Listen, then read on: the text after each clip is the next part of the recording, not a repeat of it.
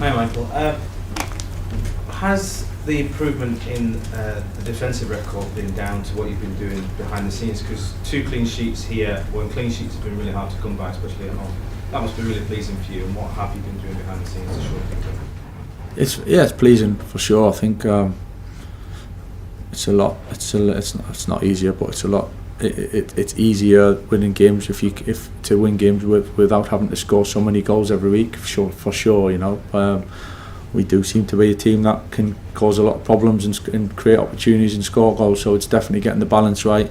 There's still things to improve on. It's definitely something we focused on of trying to be better as a team collectively when we don't have the ball.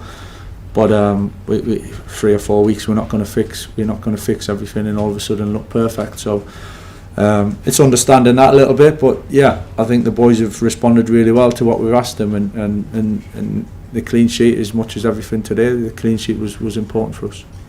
Betty. Hi Michael. What sort of challenge does a team like West Ham pose for you? Obviously they're fighting relegation towards the bottom of the table. Is it a different challenge to approach?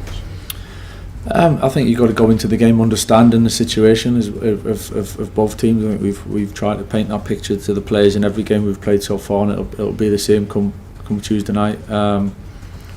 The type of game, the feel of the game, what kind of skills we're going to have to try and draw on. You know, different games throw up different things. So, and yeah, for sure, you know, teams towards the bottom of the league are really fighting for things. So, but so are we, and we've got a lot to fight for. So it's you know, you'd like to think that balances out in some ways, and it's who can come out on top at the end of it. But sure, we're totally aware of what we're going into on Tuesday night and how difficult it'll be. What do you make of West Ham under Nuno? Yeah, well, there's a bit of change. I think injuries as well is difficult. I think they're very good on transition, very dangerous. Got some really good attacking players. So we've looked at them already and kind of have an idea with that, as they would have done for us. You know, so. But yeah, they're a threat. They're a threat, and when they get up ahead of steam at home, they're a dangerous team. So. Definitely got to be ready to cope with all that. Michael, you've said in virtually every press conference that you won't get carried away, you won't allow people to get carried away. When you took over at Middlesbrough, you won a lot of matches. There were a couple of defeats, but you won a lot of matches. Is there anything from that period that you can learn about this period and keeping focused and maintaining your sights on the next game and not getting carried away? Because it's an easy thing to say. It's a really easy thing to say, and listen, part of it you got to enjoy the buzz of winning, right? You have to. That's what we're in it for. So you got to manage the highs of it, and you got to enjoy it initially, the feeling of winning a game. You know, you can't kind of just be flatlined the whole time. But certainly going into the next game, you got to then regroup and prepare again for what's next. But you definitely take the confidence and the feeling from the games that you've had, knowing you can go into the next game with a little bit more feel-good factor about it. But I guess the big challenge is knowing what's got you there, and all the hard work and the preparation, and then what it takes to win a game of football at this level is tough. So never assuming the next one's just going to be all right. But you still got to allow yourself to feel a little bit of waves of emotion with it. Because all a little bit boring and pointless if you didn't really, to be honest. Winning games is what we're all strive for, you know. So the boys have been good with that, though. They've managed it really well and kind of had the higher to win, come back into training and focused on the next one, and we've got to keep that going. You won't do what your old manager used to do, give the players even when they've won a game or anything like that. There's a time and a place for everything, Simon, isn't there? Hi Michael, Bruno said on TV after the game that you remember what he said to you last time you were manager, that you were going to be a great manager, and he still believes it. Can you remember what he said to you last time you were in charge about that, and how does it make you feel to hear someone like that talking about you in that way? Yeah, no, I've known Bruno for quite some time and know him really pretty well, and seen him the odd time the time that I've left the club and bumped into him at times. So I've got a really good relationship with him, you know, and I understand how much he's really intelligent footballer. He's bright. He cares a lot for this club. So in terms of that side of it, we all want the same thing, you know. So it's obviously nice when players that you respect, as I do with Bruno a lot, says good things about you, but it's ultimately it's about the team, you know, and getting the best out of the team, and actually that's all working together. So time will tell, you know. It's not about judging how good or successful at this moment in time, because nothing's really happened yet, you know. We hopefully got a lot more to do between now and the end of the season, and see what happens after that. Dan and then Carl. Michael, can I just ask you, team news-wise, will Mason be in contention to be back, and also with Matthias, could he be fit after the FA Cup kind of break for the team? They probably will. Mason will be probably not for Tuesday, probably after, but definitely going into the Everton game. Yeah, he'll be back. Matt will be.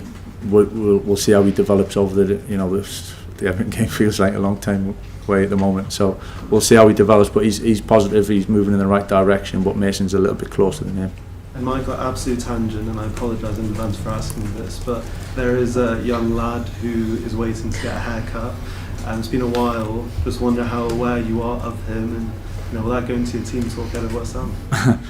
I can say I'm aware of it. Yeah, my kids have made me aware of it, if anything. But it certainly won't go into the team talk from a professional level. But I can understand what's going on with it, and it does make me smile. But it won't have an impact ultimately in the end. Right. Carl. Good afternoon, Carrick. Congratulations on the win. You mentioned about Bruno Fernandes getting his goal on the left-hand side. Earlier in the first half, there was a moment where he indicated to a man he wanted to swap and move to the right. I just want to know a little bit more about how you let your front four interpret their roles. There seems to be a great amount of creative freedom. Yeah, within reason, as long as we carry out the roles properly. Yeah, I mean, it's not total free for all where you can kind of go and decide. It's a little bit of where you end up.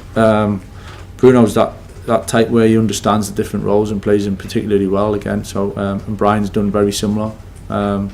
Same, to be honest, Matthias as well, playing sometimes through the middle, sometimes off the left. So it does give us the variety. I think they're all suited to different kind of roles. Ahmad's probably more of natural being wide, and so that's a little bit more predictable if you like. But the flexibility certainly helps us as long as we look after the positions when we don't have the ball. Okay. So, and this is going to be asked so often in the next 2 or 3 months, I mean, at what point does it become impossible not to give Michael Carrick the job, and or can it never be Michael Carrick? Yeah, well, look, Peter, I made my sort of position clear a few weeks ago, and what I'm not going to do on this podcast is repeat it every week. But what I did, look, I actually spoke to the club, because ultimately the club get asked all the time, officially, from journalists, broadcasters, what's the position of the club? How are the club going to deal with this? Because it's a very difficult situation. You've got a massive movement now with what's happened towards giving Michael Carrick the job and saying that really he should be considered. And that's only going to build the more that he wins and the more that he gets closer to Champions League football. Actually, I asked the club, I said, what is the official position of the football club in terms of what you're saying publicly to everybody else? And I asked them, and I have to say, I thought their answer was pretty good. They said, look, we've actually begun our process now, starting to look for another manager. Which I thought, right, well, that's good to hear, because you need to plan for everything. So they've started the process of going, speaking to, and I think looking at other managers, building all the sort of data, the analysis of who should be the next manager of the football club. But what they've said is they're not going to be bounced into, irrespective of wins or draws or losses on the pitch in this next couple of months, making an appointment. They're going to wait towards the end of the season. If Michael then at that point makes himself available for the job, and I did say actually a couple of weeks ago on my podcast that I wondered whether Michael actually would say, no, I was told to come in here for the rest of the season, and actually that's what I'm going to do, and I'm going to hand over the baton to someone else. Because he is that type of guy, Michael. He's someone who, to be fair, would always work in the best interest of the football club. And he may do that. Or he might say, no, I feel comfortable enough. I've built such a good relationship with the players. I've got a fantastic relationship with my coaching staff. I think we can do a great job here. I want to put my name in the hat, and I want to basically put myself forward.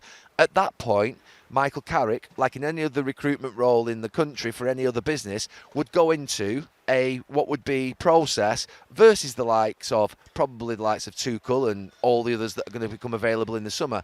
So I think that's fair. I think that at this moment in time, Manchester United don't need to answer the question.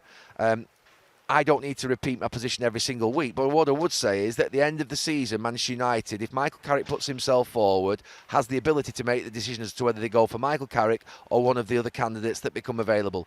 And all I will say right now is, if Michael Carrick is selected or he's not selected, no one can be 100% sure of what the right decision is when it comes to Manchester United. All you can do is go with what your feeling is and your opinion and think of it for the right reasons. So, yeah, I think that we can put that to bed maybe for the next couple of months, because the club have said they're going to look at this and not going to be bounced into making a decision. And if they win another 4 or 5 and they're almost emphatically in the Champions League, and that will be incredible. It'd be a great position to be in, by the way. If you think about where probably Jim Ratcliffe, Omar Barada, Jason Wilcox thought they were going to be maybe a few weeks ago, is that Michael Carrick at the end of the season, Manchester United might be in 6th or 7th, and they're making a decision whereby they're not in the Champions League. This is perfect. This is exactly what they would have wanted, where there is a complete and utter uplifting performance. There's more faith being built in the players. The players all of a sudden look like they can play football at the level that they were when they signed. And Manchester United can make a decision at the end of the season based on the managers that make themselves available. And let's see what they do. My opinion is not the important one. It's the opinion of what those Manchester United executives think at the end of the season when they're interviewing the likes of Tuchel and Howe and Ancelotti, Nagelsmann, whoever else, Enrique, Carrick, etc. Hopefully they'll have a lot of choice and they'll be able to make that choice well. Yeah. Well, I promise not to ask you that question again. You can. For at least a fortnight. No, look, I mean, they're in a great position. It's been an incredible turnaround. What Michael has done. One thing I will say is, I don't buy into this. I don't buy into this. All he had to do was put the players in the right positions, and it was obvious what would happen. I don't buy into that at all. I think there is some exceptional coaching and exceptional work going on with the players, from the set piece that we saw yesterday, from the very first game, the interlink, the combinations. Yeah, of course they've put players in the right positions. Of course they've basically sort of put square pegs in square holes rather than square pegs in round holes. I get that. But we're also very quick to sort of have a go at managers and coaches when they put sort of square pegs in square holes, play a certain system. I mean, I remember actually...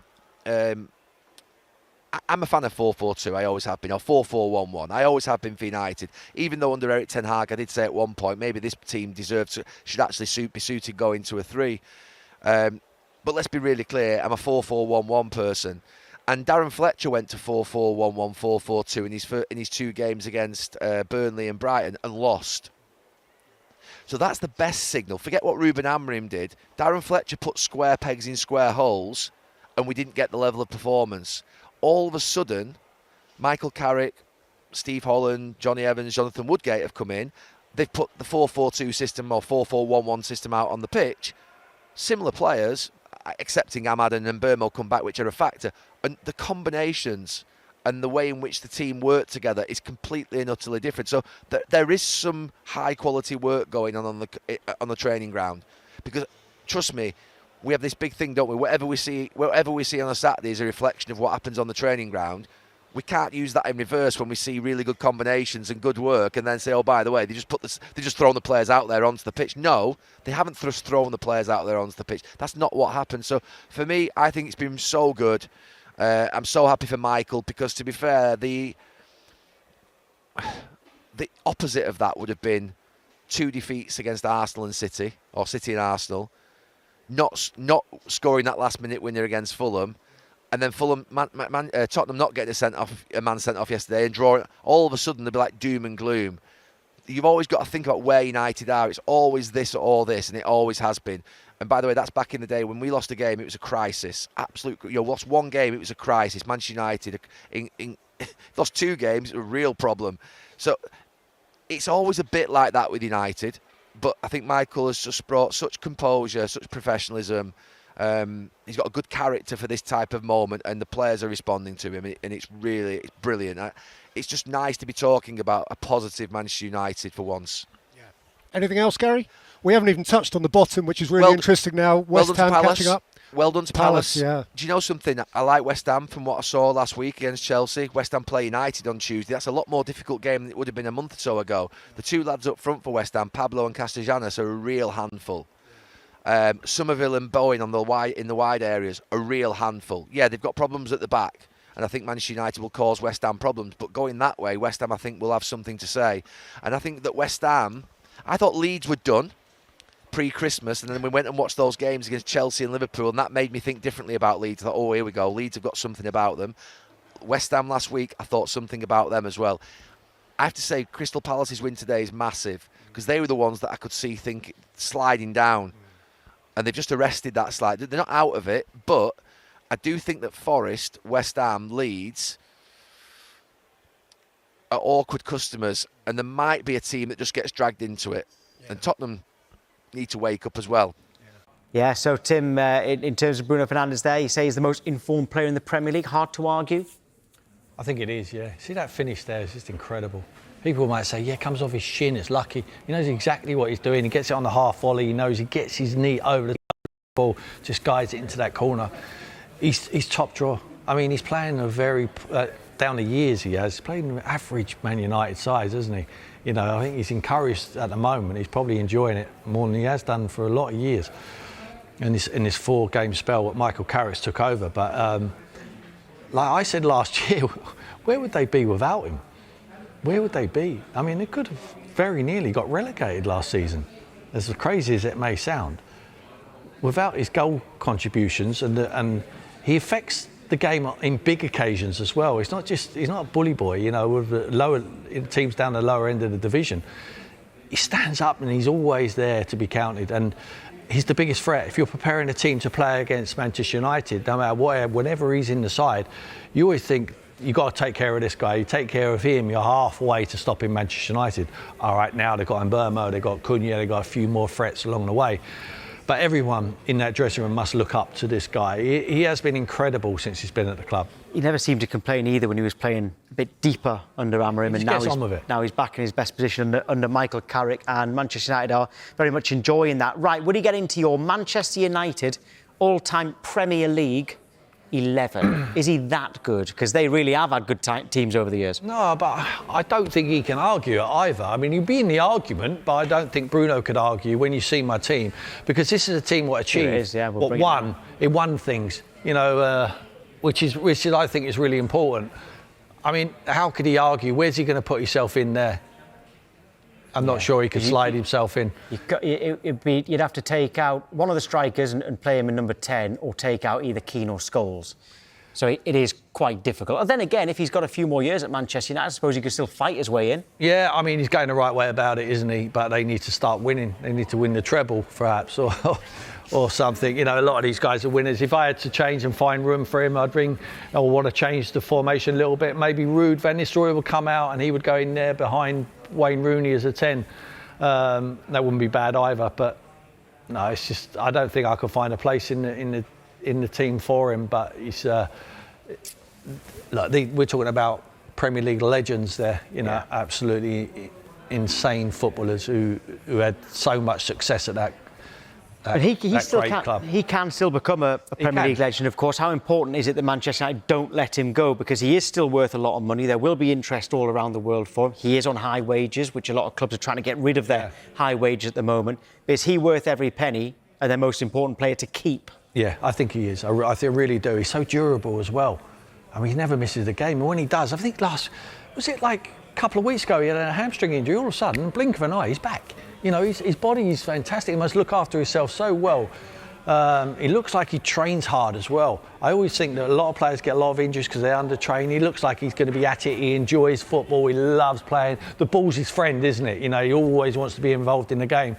For me, he's going the right way of getting on that list, but at the moment, he's not on it. Yeah, OK, fair enough. Oh, there you go. Look, there's the rankings there in terms of, the goals isn't so much, but assists is top. And this is in the whole Premier League, by the way. Big chances created. And that's, I suppose, why Michael Carrick's been keen to get him a little bit further up the pitch. Right, Sky Sports, is he in your best ever Premier League 11 for Manchester United? It's a real tough one. I was listening to what Tim was saying, and I think I have to agree with what Tim's saying, unfortunately. You know, he definitely gets into the conversation, but you're talking, Keane, Scholes, Giggs, Rooney, Ronaldo in that team, and they've gone on and won big things for Manchester United. But if you reframe the conversation, Is he one of the best number 10s in the Premier League era? Yes, he is. And he's showing that with his stats. The crime is that he's not been playing number 10 all season. He's played 4 games at number 10, and just look at his stats. Was that one of the most obvious things? Michael Carrick's changed a few things, and so far, all of them has worked. Was that the most obvious? It is definitely the most obvious. He can do a job deeper, right? But just because he can do a job deeper, it's a little bit like when Steven Gerrard was asked to do that role for England, right? It's not his strength. His strength is getting into the box, getting those passes. You want to play a player like him in the position that he's going to be the most threat. And to do that, it was put Mainoo in there and unlock him. And that's all Michael Carrick's done, as well as some really good coaching, and some of the goals that we've scored have been fantastic. But yeah, he's definitely in there in the conversation, but he's not dislodging Scholes or Keane or Ronaldo. So, and that's being fair on him. Bradley, Kobbie Mainoo, you just mentioned him there. I mean, he's embarrassing Ruben Amorim at the moment, isn't he? It's clear and obvious to everyone to see that he should have been playing in his side. And it must have been something personal between the two to leave him out. And ultimately, I believe it's cost him his job by making that decision. I can't disagree with you. You see the difference that he's made to the midfield. The midfield, all of a sudden, isn't having to hit 70, 80-yard passes to bypass, the opposition. Isn't having to do these, the playing out from the back like it was doing, or the goalkeeper having to go long because the midfield's overstretched. He's linking the play. On Saturday, for me, he was man of the match. I know Bruno gets the headlines because he gets the goal, but you're seeing the style of football we're playing. We're keeping the ball. We're moving it effectively from front to back. And, it's an exciting time to be a Manchester United fan, but it was a crime that Kobbie Mainoo was not given the opportunity under Ruben Amorim. And it just goes to show pride can cost men their jobs. When I was asked this question this morning, I was about to laugh. And then I realised, actually, it's a very good and fair question. Are Manchester United the most entertaining team in the Premier League right now? 100% right now. 100% right now. Oh, you can only go off what the current form says. We're scoring goals. The matches are great to watch. We're still giving up a couple of chances. We're not completely dominating. Spurs had a good 5 or 10 minutes before the sending off, but we were on top. I mean, look, we're getting shots off after 30 seconds of each game. The average first shot under Michael Carrick is 38 seconds. It was taking half an hour under Amorim. It's fantastic to see. Being unbiased, I also watch see how Brentford do and other teams. Brentford are a very entertaining team to watch as well. But funnily enough, Brentford was the other name I was going to mention, and at times this season Bournemouth as well. But it is quite hard to argue with. Bradley, was you in the game at the weekend? You obviously was, yeah. Yep. The atmosphere, you could tell through the TV, the atmosphere's changed there, hasn't it? There's just a different feeling. When players are getting on the ball, there's a confidence. The passing, it's the smallest of details, right? There's a lot less sideways passes and there's a lot more passing through the lines. And that only comes with confidence and backing your teammates up. The thing that they've got right is the communication and the passing. You're seeing we're making chances all the time, but also backing all that up. Yeah. You watch us when we lose the ball. We're the quickest to win the ball back in those 4 games. It's been a complete transformation. Yeah. And if you were, I know what everyone's saying, give Michael Carrick the job full time, but I'm really struggling with this question, because if you look at Michael Carrick as a whole, right, he was at the club for a long period under Jose Mourinho and Ole Gunnar Solskjaer. If it was any other club, it would be an obvious appointment because what he's doing. And the club have given an English manager an opportunity until the end of the season. Yeah. Let's see how it goes, and hopefully he gets the nod. Not only, sorry, go on, quickly, I'd say Harry Maguire, Luke Shaw, Kobbie Mainoo. Before Michael Carrick comes back to the club, Their World Cup aspirations are over, finished. Yep. Now, in my opinion, if I was Thomas Tuchel, they're on the plane and they're possibly in the team. 100%, you know, and they've proved. Kobbie Mainoo was one of our best performers at the last tournament. He was up there, and Harry Maguire's been there and done it. And Luke Shaw, you know, there's question marks. Have we ever seen the best of him in a Manchester United shirt? England have probably seen more better days, but he's been an ever-present this season. And why wouldn't you want to take that? You know, form. You have to go with the players who are in form, and at the moment, those players should demand the shirt. You know. Yeah. Okay, Bradley, thank you. Thanks, Bradley. Cheers, guys. Now, we talked about Manchester City in the last hour. Let's speak about the leaders, Arsenal, now. They were moments away from being 9 points clear before City's late turnaround against Liverpool. Right, Tim, you've been in this situation before. How will the Arsenal players have felt when Manchester City turned that around? Sick. It helps you out. I mean, it's a mantra what they're using. You see all their boys saying it. We just got to look after ours. Of course they have to look after their performance, and they're doing that job at the moment. You know, I thought it was a good performance from them. Could have got very nervy, but I think Kai Havertz being back in the side is helping them to score from open play. 3 goals from open play there. I think Mikel said that tongue-in-cheek he was a bit disappointed they hadn't scored from a set piece this weekend. But they got to do their job. But when you've done your job first, and then you sit down comfortably and you have a nice cup of tea and you're sitting there waiting, and then Liverpool score and you think, you know what, it's still got a lot of hard work to do, but this might save us a job down the line. You're praying that opposition, especially at Anfield, Liverpool, could get a result there. I felt that Man City wouldn't win that game. I thought they might get a draw, but I didn't think they can go on and win. And when they actually win in that manner, I mean, the Arsenal fans must have been devastated with Alisson. They must have screamed at the TV and said, what are you doing coming out and giving a penalty away at that stage of there? And then the big man Haaland sticks it away. To come back like that shows they're going nowhere. They are still in this fight and they want to push it deep. If they push it deep, and what I mean by that is March, end of March, April, then the nerves start kicking in, really kicking in. Because we've said recently, we just look at Arsenal, we think the nerves have kicked in very early. The anxiety from the crowd. It's very early to start with all that nonsense. But if they comes into April, it could be unbearable for them. And the team who have been there and done it before are right behind you. They're going nowhere. They have to do it the hard way, Arsenal. No one said it was going to be easy. Well, Arsenal on Saturday, Sunderland actually played very well, but Arsenal still won 3-0. Yeah. So what does that tell you about Arsenal? Well, it's just getting their job done. They really are. It's not spectacular, is it? But they look to me like they're efficient. That's what they're doing. And they've got players fit. They can change it up. He's rotating at the right time. I still think it's theirs. I said to Aston earlier, the Man City fan, you'd rather be in their position. He tried to put a positive on it and said, no, we're better when we're chasing. For me, you're better having 6 points lead. It's theirs to lose at the moment, but it's been theirs to lose previously and they have lost it. So they just got to concentrate on their own performance, but and half help when Man City are going to drop points.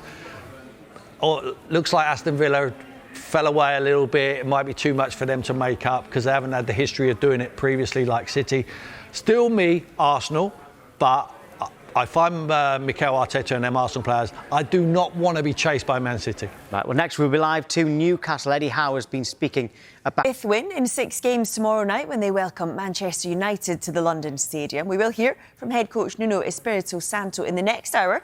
But for now, let's join our reporter Chris Reedy live at the training ground. And Chris, it really was a huge win for Nuno's side against Burnley at the weekend. Just how important could that be in this battle for survival?